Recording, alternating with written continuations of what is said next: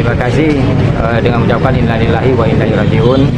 Ya, musibah yang barusan tadi sekira pukul 12:10 tadi bahwa Kabupaten Simelu ditimpa oleh gempa bumi dengan skala kurang lebih tadi sekitar 4,5 skala Richter.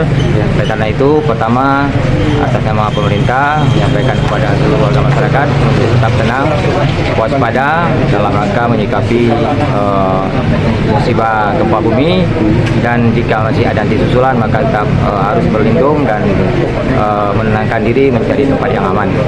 Kemudian yang kedua terkait dengan tadi yang disampaikan oleh teman-teman, tentu Pemda Kabupaten Simelu bersama dari Pemda Provinsi Aceh kita berkoordinasi untuk bagaimana para mungkin yang cedera dan sebagainya bisa kita layani dengan sebaik-baiknya. Terima kasih.